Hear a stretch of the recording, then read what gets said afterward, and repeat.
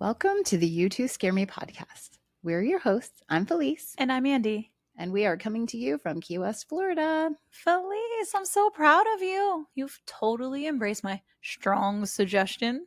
You're wearing spooky stuff. Yes, I've got my ghosty earrings on and our super comfy sweatshirt. You can check out merch on our site. Shameless plug. It is really cute, though. I think you'll like it. You'll love it. Felice. Yes. Can we talk about something spooky? Let's do it. Lay it on me. It's what we do. Let's go. Can we talk about the Annabelle business for a minute? Yes. Let's go. So this is ongoing and our episodes come out after we've recorded them. So who knows what could have happened in the meantime. Yeah. Yeah. But in case you're not familiar, Annabelle is a super spooky haunted doll that was kept in a very special case. Yes. For a long time. And then, well, let's tell. So, and she's the spooky doll from those Conjuring movies. Yes. But she was around before the Conjuring movie started because Ed and Lorraine Warren had her, found her. And so initially the girls that found her, they were like roommates and they thought, well, a medium came and told them that she was a ghost of a little girl. But then Ed and Lorraine Warren came and they said, that's not a ghost of a little girl. It's a demon. So that's where we are. Yeah. But it's not like a nice ghost or a mean ghost. It's like something really dark and malevolent. Right. And so Annabelle the doll, who is perhaps inhabited by some sort of demon or spooky. Yeah. I think we can say evil. Yeah. It makes me nervous. Yeah. Me too. So they decided, hey, you know what's a great idea? Let's take this super haunted object and take it on tour. Let's go on a field trip. And so where was the first place they went? The first place they went was in Pennsylvania, the penitentiary. Who thought that was a good idea? No. I know. I think they're taking her to really haunted places. Right. And probably stirring up all kind of stuff in the meantime. Probably, yeah. But anyway, most recently they went to New Orleans. Yes. And 10 or 12 inmates escaped from the jail? I think they said 11 inmates. Okay. And I think there were like a lot of pretty bad crimes among them. Right. These were not white collar crimes. Yeah. So the inmates escape, and then the oldest antebellum house or whatever. Yeah, like a plantation house. Right. Like the oldest surviving one burns down. Yes. And I don't know if you know this or not, but also that Voodoo Queen's house. Oh, Marie Laveau? Yes. It burned down. I don't know if it burned all the way to the ground or yep, it caught on fire. Yes. Oh no, that place is super spooky. So like something is in the air. Something is going on here. Yeah. And she went to, I don't know if anything happened, but I know she went to San Antonio, and I'm not sure about any other stops. Did she go to the Alamo? She probably, I don't know. I'm sure the Alamo is haunted too. I'm sure it is. But I think whoever is out there who's in charge of this, let's just take Annabelle home. Yeah, take her home. Don't bring her down here. We don't want her in Key West. No, we have our own little spooky Robert. Yes, Robert. Can you imagine they're like here on some kind of little haunted doll date? Just like holding hands, skipping, skipping around the mangroves. I don't like that. No, thank you. Keep her far away from here. Yeah, you're not welcome, Annabelle. No. Wow. So, all right. Well, let's get this party started. In case you are just joining in on the You Two Scare Me fun, we are two friends who just like a little spooky adrenaline rush every now and then. But don't worry. We try to be respectful of the unseen forces behind the things that make you jump in the night. We are here to bring you stories that will leave you wondering if someone is standing behind you, get your heart racing, and keep you laughing through the shiver. We hear that the tales are true. They're definitely true to the people who tell them.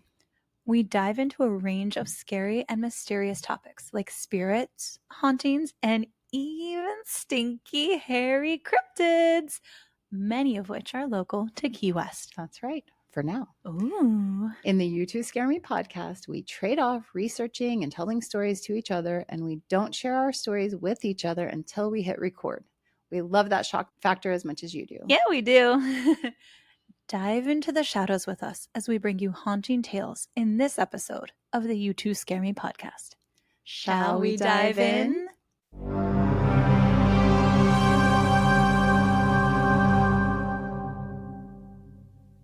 Key West, Florida. Known for its sunny beaches and vibrant nightlife, Key West also harbors a darker, more mysterious side. Today, we'll uncover the stories behind 3 of its most haunted homes: the Gato House, the Oldest House, and the Marrero Guest Mansion. Our first stop is the Gato House, located at 1209 Virginia Street. It's actually Gato, like cat, but it's someone's Gato. It's someone's last name. So built around 1890 by Eduardo Hidalgo Gato, a Cuban immigrant and successful cigar manufacturer, this Victorian-style home was more than just a residence. Gato played a significant role in Key West's development, particularly in the cigar industry, employing hundreds and contributing to the city's economic growth. Awesome. Awesome. Way to go. Way to go, Eduardo. Eduardo Gato. In 1911, Gato transformed his home into a hospital for the indigent, named Casa del Pobre Mercedes Hospital, in honor of his wife, Mercedes. That means House of the Poor. Mm-hmm. The hospital was managed by Maria Valdez de Gustins, affectionately known as Mother Gustins, who was renowned for her compassionate care. Oh. Mother Gustins was not only the administrator, but also a hands-on caregiver. Known for her relentless fundraising efforts, she would often station herself outside cigar factories on payday, soliciting donations to keep the hospital operational. Oh, that's awesome. That is really awesome. Her compassionate nature and tireless work earned her the endearing title of Mother Gustins among the community. Here's where things get spooky. Spooky. After her death in 1941, numerous accounts have surfaced of Maria's spirit continuing her caregiving duties within the Gato House, which has been since converted into apartments. Oh. One nurse in the 1970s woke up to a shimmering white energy crossing her room. It wasn't threatening, but it was intense. She said it felt like someone was watching her, checking in. Another resident, recovering from the flu, woke to a cold touch on her forehead. Standing above her, a stout woman in a gray dress, hair in a bun, just like Maria. Oh, that's like the best feeling, though. Yeah. When you have a fever or you're not feeling well and somebody just puts that little hand on you and is like, oh, honey. Yeah. The figure didn't say a word. She just gave a warm, understanding smile and faded into the dark. Oh. And the stories don't stop. Multiple people across different apartments and decades have described waking up to find a nurse, sometimes accompanied by a man, checking their pulse, or simply standing by their bedside. Every time she disappears before they can speak. Wow. It's crazy. I wonder if those people are all like ailing. Maybe. You know? They're sick, yeah. Yeah. No jump scares, no malevolent specters. Just an old school nurse still doing rounds. Oh. I don't know about you, but that's somehow both terrifying and touching. Yeah, for sure. I mean, I think anytime you see something that's like the unknown, it's, it's startling. It's startling, yeah. Mm-hmm. But she doesn't mean any harm, I don't think. These tales contribute to the belief that Mother Gustin's spirit still remains a comforting presence, continuing her life's mission of caring for those in need. So sweet. I know, I think that one's nice. Aw. Where is that at again? That one is, I think it's on Virginia, 1209 Virginia Street. Okay. And it's not open to the public. It's it's private now. All right. The next one we will visit is the Oldest House, situated at 322 Duval Street, constructed between 1825 and 1829 by Bahamian immigrant Richard, it's either Cousins or Cousins. This house is the oldest surviving structure in Key West and all of South Florida. Wow. Isn't that so interesting? So cool. Originally built on Whitehead Street, it was moved to its current location approximately 7 years later. Wow. That's so cool. I think it is too. I always find it really interesting when I hear about a whole house that has been picked up and moved. One of my sisters actually has a house like this in Texas. So they were building a highway right with where this house was standing, and they just completely relocated it to a different part of That's town. awesome. Yeah, so it's neat because it's like a different architecture from the rest of the neighborhood, but it looks really cool. It's a really neat house. I like it. Awesome. Yeah. For decades, this was the home of Captain Francis and Emmeline Watlington and their 7 children. Captain Watlington arrived in Key West from New York in 1840. He wasn't just a family man, he was a maritime jack of all trades. He served as a pilot, port warden, and wrecker. A wrecker is a person who salvaged goods from shipwrecks. That's so cool. Yeah, let's do that. I know. There's probably something still out there. I had a kid once tell me that they lived like on the beach, and a doubloon actually washed up on the beach. Like, stop. Yeah, isn't that cool? Oh my gosh, that's my dream, to just be, hanging out in the water and just, hey, what's that? Oh, it's a treasure. Yeah. Oh, okay, now I'm a millionaire. Treasure. I don't have to work anymore. Yeah, wouldn't that be nice? Oh my gosh, can you imagine? Yeah, so shipwrecking was big business in those days here in Key West. He was also a coastal pilot for the U.S. Navy during the Second Seminole War and later inspector of customs. One of his more unusual roles, supervising lightships, which were floating lighthouses used to mark dangerous reefs and coastal areas before permanent lighthouses could be built. Oh, that's so interesting. Yeah, I didn't even know that that job existed, or that they did that. I'm going to have to look up a picture of those. Like, yeah, I'm having a hard time understanding what they look like, but that's so cool. And it makes sense for the waters here. Absolutely, yeah. His career even dipped into politics. Watlington served in the Florida House of Representatives from 1858 until 1861. But when the Civil War broke out, he resigned and joined the Confederate Navy, taking command of gunboat Gaines stationed in Mobile, Alabama. After the Union victory there, Watlington surrendered in May of 1865, was paroled shortly after, and returned home to Key West. His family and their descendants continued living in the house until the early 1970s. Wow. Yeah. What a history. And it just occurred to me that he was from New York, and then he came down all the way down here and joined the Confederate Army. Interesting. Or Confederate Army, was it Army? Navy. The Confederate Navy. Interesting. Yeah. So the oldest house has witnessed over a century of history, surviving pirates, warfare, hurricanes, and economic shifts. Today it serves as a museum. We need to go there. Yes. Offering a glimpse into 19th century life in Key West. According to many visitors and staff, the house is also home to spirits that haven't quite let go. Ooh. Guests often report the feeling of being watched, especially near areas Captain Watlington used as workspaces. There are phantom footsteps, the scent of pipe tobacco with no source, and even sightings of a stern-looking man in a naval coat, possibly the captain himself, silently observing the property he once commanded. Wow. Yeah, I think that's cool. Really cool. Some say you can still hear the distant creak of a ship's deck in the wood floors at night. Others claim to feel a sudden chill in the hallway, as though someone just passed by, someone no longer among the living. Yeah. Cool. He's still there. Maybe we'll go there and see him. Yeah, I have 2 passes that I just got. Really? So okay. Yeah, we should totally do it. Yeah. I've never been there. Yes. I'm really excited too. We just booked. Andy and I just booked something cool, a field trip to a place that we talked about. So we'll be talking about that soon. Oh my gosh. Yeah. Cannot wait. All right. So I have one more story for you. Okay. Nestled in the heart of Old Town Key West at 410 Fleming Street stands Marrero's Guest Mansion, a picturesque Victorian-era inn that exudes charm and elegance.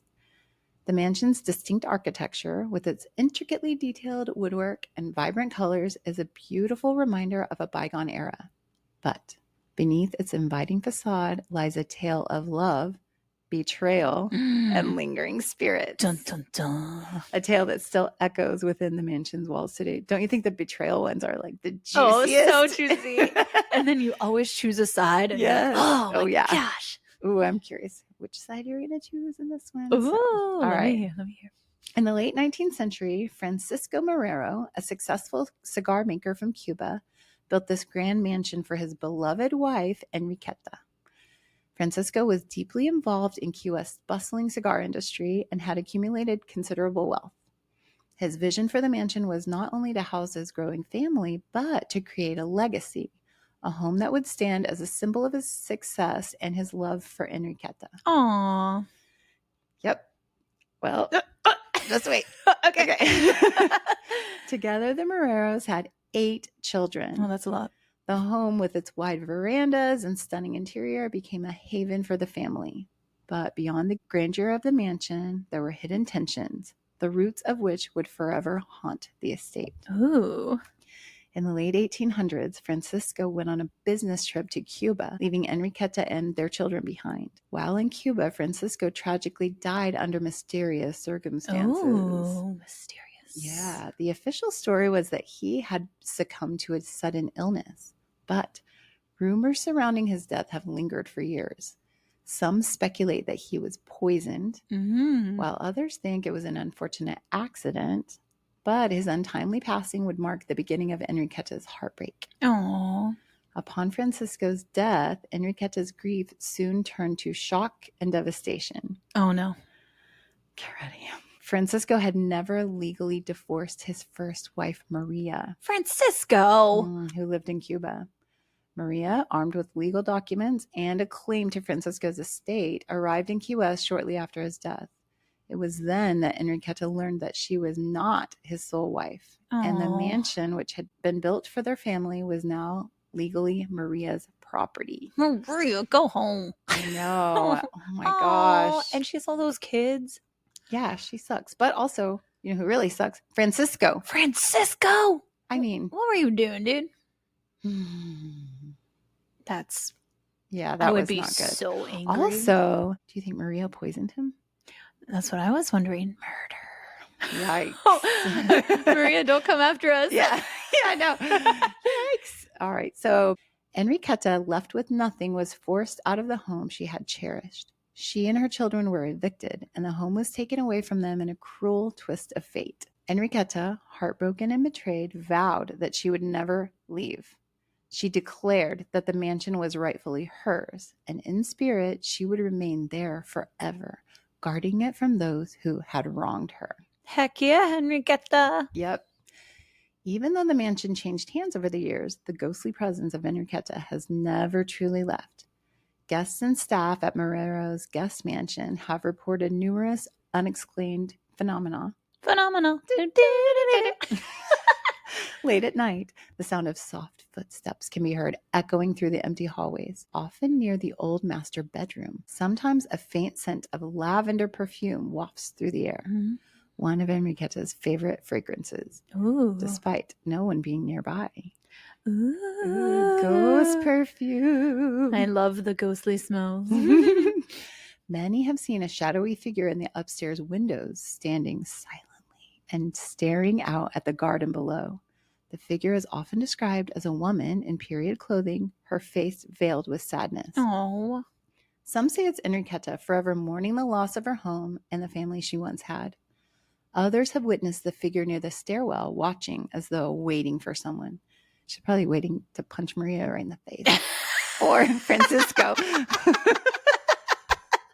Let me at him. Oh my gosh. I wonder what happened to her after she was evicted. Like, what? They had 8 kids. Yeah, where do you go? There's nowhere big enough. Yeah. Also, I'm wondering how long Maria stayed in the house for. I know. And then I'm like, okay, if Maria stayed, let's just say she stayed forever, right?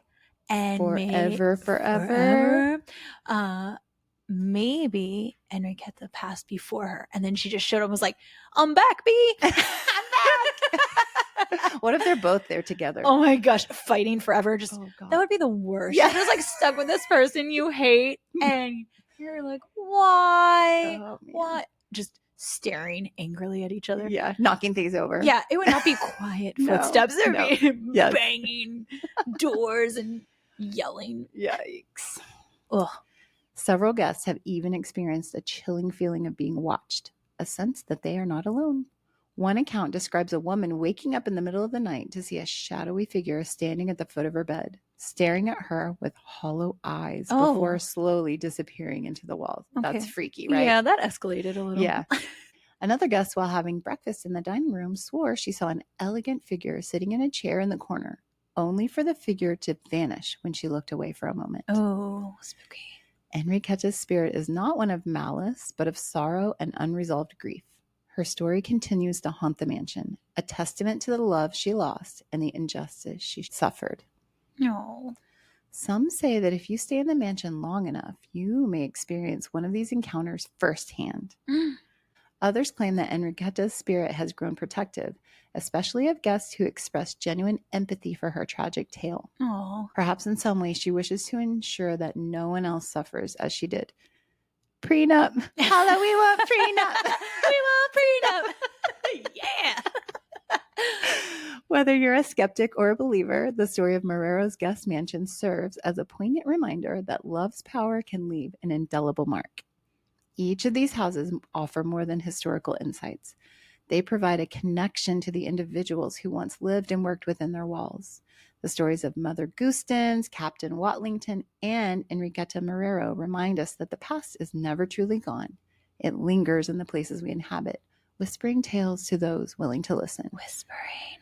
The spirits of the past are not always violent or vengeful. Sometimes they are simply mourning what they once had and lost forever. Oh, I'm sad for Enriqueta. I know. I always feel sad when there are spirits who portray or exude this sadness with them. Yeah. You know, and they stick around forever. Yeah, you know, it's really sad. All right, Felice, it's time for Somebody Told Me. Ooh, let's go.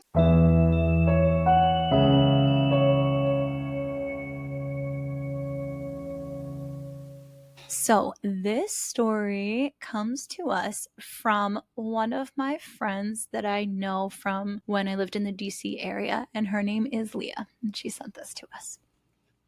Hi, Andy and Felice. This is Leah, longtime listener, first-time caller. Cute. I love that. But I wanted to drop a note, if you will, to give you a couple ghost stories. I have several, but what I'll start with today is from my best friend Courtney's house. We were growing up together in high school. So, I grew up in a small town in Kansas. There were lots of old houses, but not incredibly old. So, Courtney's house was from the late 1800s, an 1890s home. It was a big, grandiose home. It's on Grand Street in my little hometown because that is where all of the money of our original hometown, this railroad town, was. They all established themselves in this little neighborhood on Grand Street. And so this house was huge, and it had one of those watchtowers, the Widow's Bay thing. And in Kansas, for what reason, I don't know, but it was there. So I think she means a widow's walk. Yeah. That little thing at the top where women would watch for their men to come back from sea. Yeah, that's so interesting that it was in like the most central part of the United States, like no sea in sight. But I think sometimes when rich people move, especially, if you had like East Coasters moving out west and taking their fortune with them, they were probably bringing their architectural styles first of all, also they want to show off their money with their widow's walk. Yeah, they're like, oh, this is what wealthy people have. This is what I want. Yeah, right? exactly. It's like those big giant lion statues people put in front of their homes or things like that. Yeah. Anyway, this house was gorgeous, and her parents were slowly redoing it on the inside. We spent a lot of time at Courtney's house. We loved being there. It was a very welcoming, lovely home. But it had some, weird quirks to it. There was some energy in there for sure. And I always had a sense of someone in that house. Sometimes his presence was more apparent, and other times he was less apparent. One time I was at her house and we were in the front sitting living room area. The parlor, if you will. Oh, and I will. In a big fancy house, that seems appropriate. Yeah. Okay. Anytime I have ever felt a presence or seen a presence, it has always been out of the corner of my left eye. It's always off to the left. I can't look straight at them and see them, but I can look off. I can see them in my periphery and kind of get a sense of what they look like. Leah, you're super magical. That's really fascinating. Right? I'm just imagining that's also kind of like probably a little bit frustrating because you want to be able to look and see, but you kind of just have to get the idea of what is over there, Right. like an impression. Right. Yeah. I want to know all the details. But she said, this is back to Leah's words, I can tell what their stature might be, if they are male or female, and their age. I've been able to do that since I was a kid. Ooh. I don't even know, Leah, did I know this about you? Like, I know you've like glimpsed things, but I didn't know that you've been like regularly doing this. What the heck? You've been holding out, girl. That day was no different with Courtney, where I felt that there was a man in the room. He was standing in the doorway and he was so tall. My dad's 6'4", so I knew what tall felt like. He was at least 6'4". He kind of had a young grandfather feel. He wasn't older grandfather and frail-like, but he was young, but still old enough to be a grandpa. Probably he was like in the 50s, 60s type of field. Okay. I just felt very grounded with him there. I wasn't afraid or anything like that. I told Courtney and we giggled and joked about it. And I kind of talked to him and just said, thanks for being here. Watch over this house. We're just rowdy teenagers. Yeah. And so I said something like that. But that evening, I went home to my mom's house. And my mom has always been very supportive of my ghosty senses because she also has this sort of ability to kind of tap into that energy. Ooh. So it's always been something fun and a family activity for us, if you will. Okay. Some people play Yahtzee. Some people talk to ghosts. and so that's it. I love that. And her mom is definitely spooky. Oh, wow. And into all kind of things. And so I just love that she has that support. Mm-hmm. And then I also think that those kind of abilities are passed down, She kind of looked at me with her head turned to the side and she said, tell me more about this guy. I just told her a little bit more.